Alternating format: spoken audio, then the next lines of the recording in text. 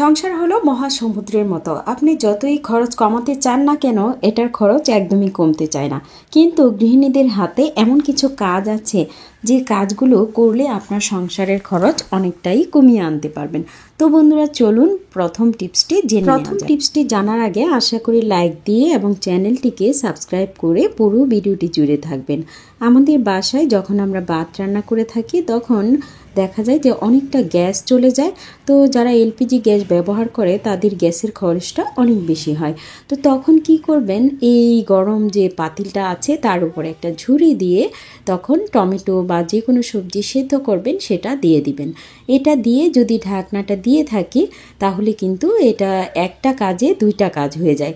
এতে করে গ্যাসের খরচ অনেকটা কমে যায়। টমেটো ভর্তা করলে অনেক সময় দেখা যায় সেদ্ধ করতে হয়, তো এভাবে যদি ভাতের ওপরে দিয়ে সেদ্ধ করে নিতে পারেন তাহলে কিন্তু একটা খরচেই এটা হয়ে যায়। একদিকে ভাত সেদ্ধ হচ্ছে আর একদিকে টমেটোটা সেদ্ধ হচ্ছে। তো ভালোভাবে ঢেকে দিলে এটার কাজটা অনেক দ্রুত হয়। আপনারা চাইলে প্লাস্টিকের যে ঝুড়ি আছে সেটা দিয়েও এই কাজটা করতে পারেন। তো একটা কাঠি দিয়ে অলরেডি দেখে নিচ্ছি এটা হয়েছে কিনা। তো এভাবে চাইলে আপনারা আপনাদের খরচ কমাতে পারেন।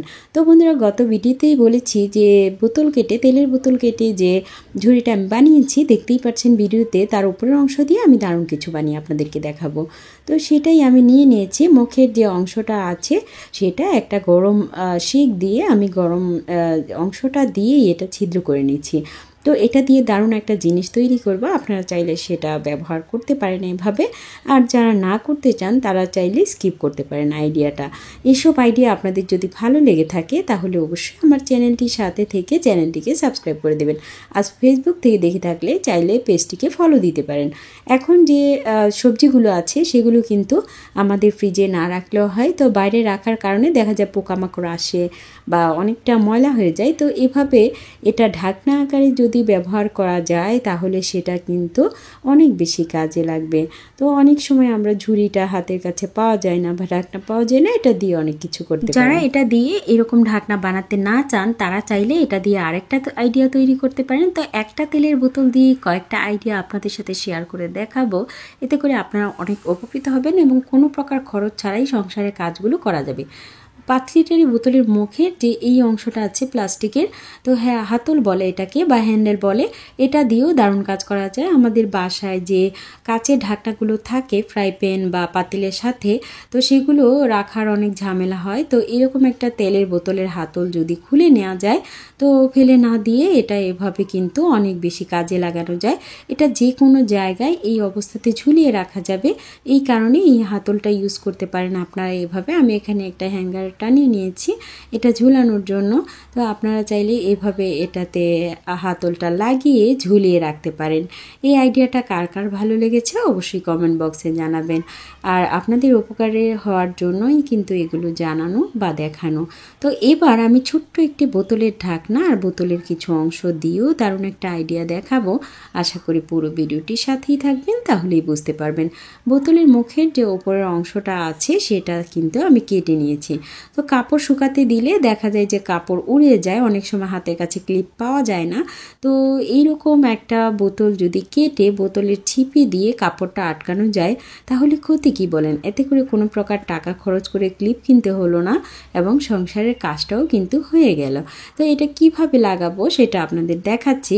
তো গামছা যেহেতু নাড়া আছে, তো অনেক সময় বাতাস আসলে এটা উড়ে চলে যায়। তো আমি এটা দিয়ে আটকে নিচ্ছি। অনেকে এটাকে অনেকভাবেই নিতে পারে, তো আমার কাছে এটা উপকারী মনে হয়, তাই আমি এভাবে আপনাদের সাথে শেয়ার করলাম। তো আইডিয়াটা কেমন লেগেছে অবশ্যই জানাবেন। তো কাঁচামরিচ আমাদের বাসায় থাকলে দেখা যায় সেগুলো পচে যায় বা নষ্ট হয়ে যায়। তো কাঁচামরিচ না পচিয়ে সুন্দরভাবে কেটে রাখতে পারেন। তো কাটার জন্য অনেকগুলো কাঁচামরিচ একসাথে কাটতে চাইলে অনেক সুবিধা হয়, তো সেটা কিন্তু সম্ভব হয় না। তো আজকে যে পদ্ধতিটা দেখাবো সেভাবে করলে সেটা অবশ্যই সম্ভব হবে। তো আপনার সময়ও বেঁচে যাবে, তাছাড়া এটা খুব দ্রুত হবে। সংসারের অনেক বেশি কাজের যে চাপটা সেটাও কিন্তু কমে যাবে। তো এরকম একটা টাকার রাবার দিয়ে যদি মরিচগুলো বেঁধে নেওয়া যায় তাহলে দেখা যায় এটা কাটতে খুবই সুবিধা হয়। সেই জন্যই আমি এভাবে বেঁধে নিয়েছি এবং আপনাদের সাথে শেয়ার করছি যে আমি আমার কাজগুলো কিভাবে দ্রুত করি। তো বন্ধুরা, দেখতেই পাচ্ছেন যে মরিচগুলো কত সহজে আমি একসাথে অনেকগুলো মরিচ কেটে নিচ্ছি। তো এই আইডিয়াটা যদি আপনি কাজে লাগাতে পারেন তাহলে কিন্তু আপনার কাজ অনেক সহজ হবে এবং অনেক বেশি দ্রুত কাজটা করতে পারবেন। সেই কারণেই আমি আপনাদের সাথে এভাবে দেখালাম যাতে আপনারাও করতে পারেন। তো এই তো দেখুন মুহূর্তের মধ্যেই কিন্তু এটা কাটা হয়ে গেছে। এখন জাস্ট এটা সংরক্ষণ করার পালা।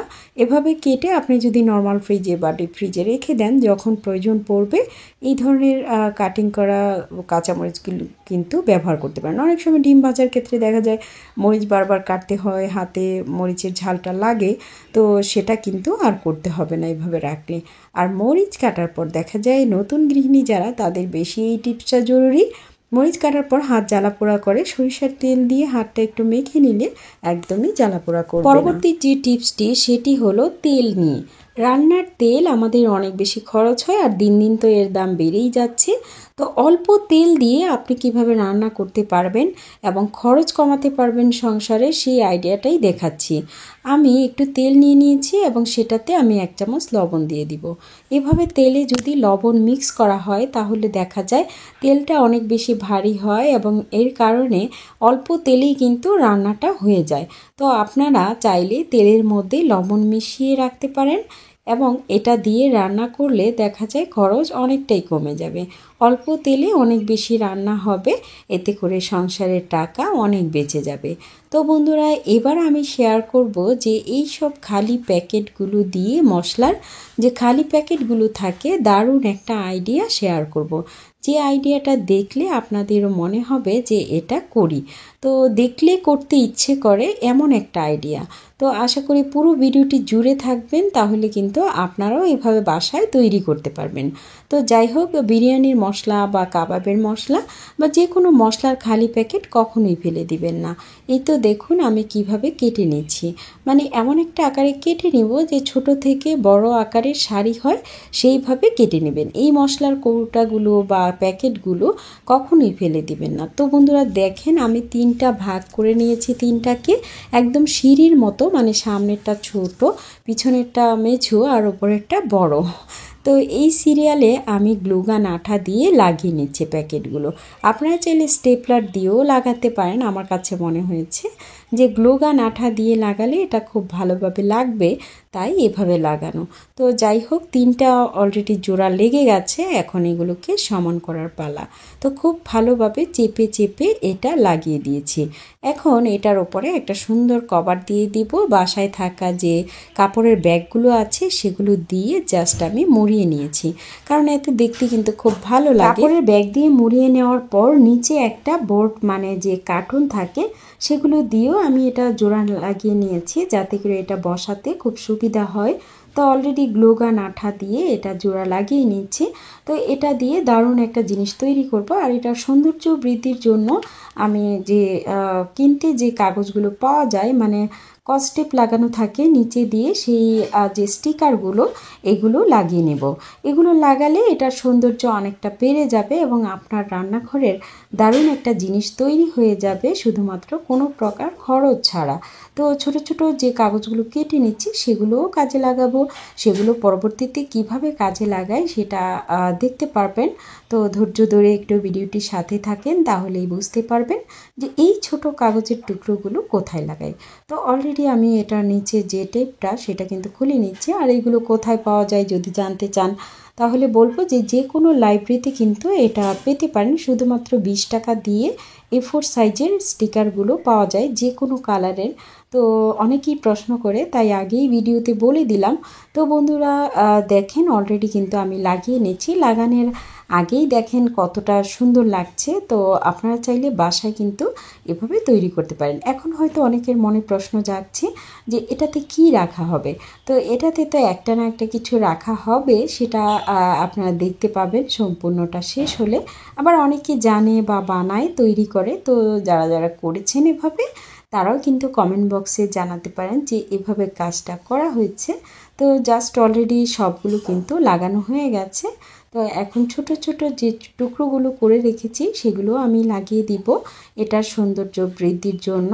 তো অলরেডি নিচের যে সামনের অংশটা সেটা কিন্তু লাগিয়ে নিয়েছি, আর ভিতরে যে সাদা অংশটা দেখা যাচ্ছে সেখানেও লাগিয়ে দিব। যাতে করে দেখতে সুন্দর লাগে। তো অলরেডি আমার জিনিসটা করা কিন্তু কমপ্লিট হয়ে গেছে। তো আপনারা কারা কারা এভাবে করেন আর কেমন হয়েছে অবশ্যই জানাবেন।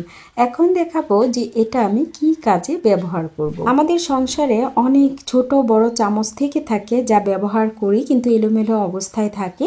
এরকম একটা 3 তাক থাকলে দেখা যায় যে 3টা ভাজে 3 রকমের চামচ রাখতে পারি। তো এতে করে নিতেও সুবিধা হয়, খুঁজে পেতেও সুবিধা হয়, তাছাড়া কোনো প্রকার খরচ ছাড়াই কিন্তু বানিয়ে নিয়েছি।